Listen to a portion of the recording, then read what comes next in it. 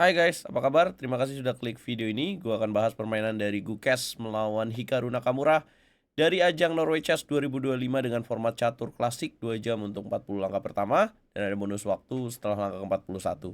Gukes dua kali kalah di dua babak awal melawan Magnus dan melawan kompatriotnya Arjun Erigaisi. Gukes dikritik oleh banyak pencinta catur sebagai ini pantas gak sih jadi juara dunia? Apakah dia bisa membuktikan di game ini? Langsung aja kita bahas gamenya. Jangan lupa di like dulu, share, subscribe, dan nyalakan lonceng notifikasi kalian supaya nggak pernah terlambat konten RL Chess. Yang lebih penting lagi, jangan lupa jadi langganan di YouTube RL Chess. Nah, buat kalian yang pengen jago main catur juga, pengen latihan sama RL Chess membuka kelas catur, baik kelas maupun privat, silakan hubungi di Instagram Rurap26. Gukes Dumaraju mulai dengan langkah E4 dijawab E5 oleh Hikaru. Hikaru lagi on fire nih ngalahin Magnus kemarin. Kuda F3, kuda C6, Bishop ke petak C4 Italian game, hitam kuda ke petak F6, putih D3, Bishop ke petak E7 Hikaru, putih lanjutkan dengan rokade, hitam rokade. Benteng geser ke petak E1, middle game, D6 dimainkan, mau Bishop ke petak E4, tapi Gukes tidak takut, A4 dimainkan dan hitam langsung mengancam Bishop. Bishop mundur ke petak A2, hitam C5. Buat teman-teman yang baru mengenal catur dan belum tahu kekuatan dari pembukaan Italian game ini, Italian game itu kekuatannya salah satunya dari Bishop terang ini nih guys. Karena Bishop ini sering merepotkan pertahanan hitam. Langkah ke-9, putih gantian mengancam kuda di petak A5, Bishop D2, kuda mundur ke petak C6, Gukes keluarkan perwira lewat jalur sayap menteri, hitam H6 mencegah petak G5, putih C3, hitam Bishop E6. Yes, tujuannya untuk threat the Bishop. Seperti yang aku mention tadi. Apakah putih menerima pertukaran Bishop? Ya, diterima, kemudian dimakan lagi, dan mainkan langkah serangan lewat sayap menteri dengan B4. Hitam menjawab dengan langkah taktis B6, putih kuda ke petak C4, menekan petak center. Hitam geser queen ke petak E8, putih B5. Hitam kuda ke petak D8, langkah ke-15, putih unggul. Hampir menyentuh 1 bar guys, 0,97, sudah hampir tinggi. Kenapa putih unggul? Ya, putih bisa menyerang lewat sayap menteri nih. Kita lihat di sini kelemahan dari hitam dan juga ada double pawn di petak center.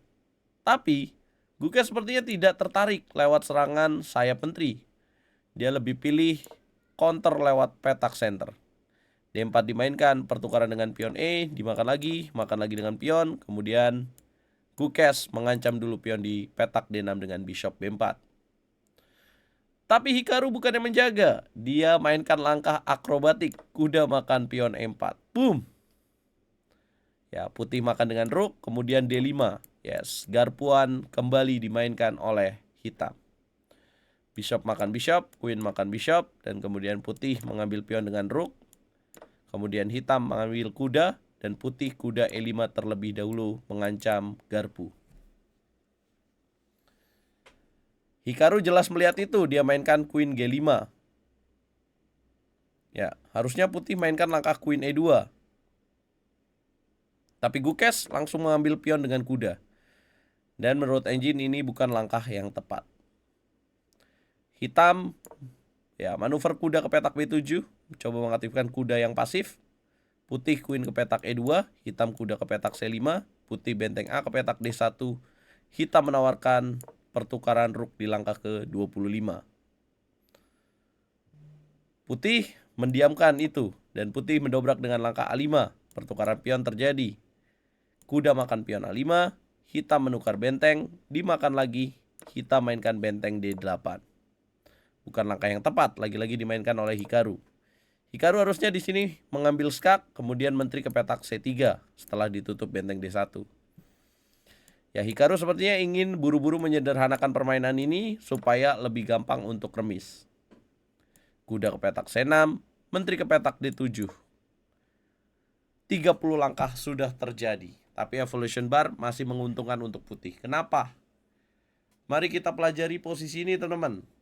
Kalau secara hitungan materi, pionnya sama, queennya juga sama, perwiranya juga sama.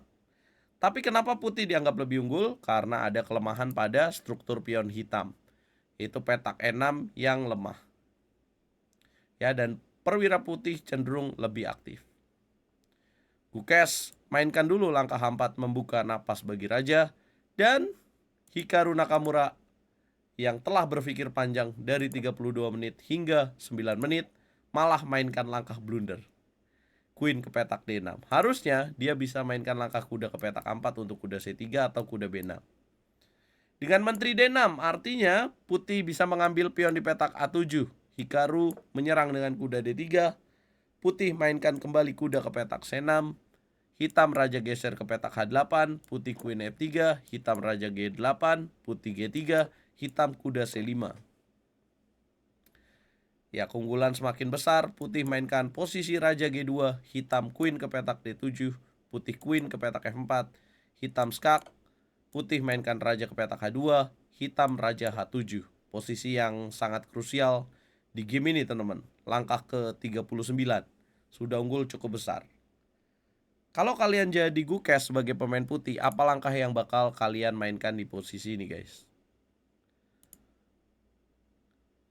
Yes, Queen ke petak F7. Congratulations. Tujuan berikutnya adalah untuk kuda E7. Hikaru mainkan kuda D3. Tujuan kuda E1, ancaman checkmate, diagonal menteri ke petak G2. Putih mengancam terlebih dahulu, ngancam Queen, dan ngancam checkmate Queen G8. Hitam terpaksa mundur ke back rank. Tapi putih mendapatkan pion di petak E6. Walaupun hitam di sini mengambil pion di petak F2, apakah ini tepat? Apa hukuman yang harus dimainkan oleh putih supaya bisa menang? Langkah apa yang paling akurat, guys?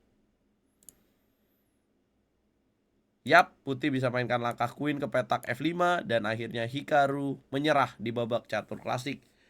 Kemenangan pertama Gukes Domaraju yang sangat krusial melawan pecatur yang sedang on fire, Hikaru Nakamura. Artinya dengan kemenangan di catur klasik ini, Gukes mendapatkan 3 poin pertamanya. Apabila game dilanjutkan, apa yang terjadi? Maka putih akan lakukan kuda G6 dulu, raja ke petak H7, kemudian kuda ke petak E5, raja mundur lagi, dan dia dapatkan kuda di petak F2. Akurasi dari putih 93,7%, hitam 85,5%. Di mana letak kesalahan dari Hikaru? Benteng ke petak D8 pertama, harusnya di sini dia menteri C1, benteng D1, menteri C3. Ini lebih bagus ya. Kemudian yang kedua adalah pada saat momen menteri D6. Harusnya di sini memang agak sulit ya, teman-teman, karena memang sudah unggul buat putih. Ya, ditambah dengan menteri D6. Kalau kita lebih mundur lagi, mungkin kesalahan benteng D8 yang menjadikan momen ini ya jadi sangat penting buat di game ini. Ya, berkat kemenangan ini akhirnya Gukes Domaraju naik peringkat di peringkat 5 sementara dari 6 pemain ya, karena WI berada di bawah dari Gukes Domaraju. Nanti malam Gukes akan melawan Fabiano Caruana, Magnus akan melawan Arjuna Rigesi, Hikaru akan melawan WI. Apa prediksi kalian, guys? Jangan lupa nonton malam ini jam 21.30 di YouTube RL Chess. Ngeri.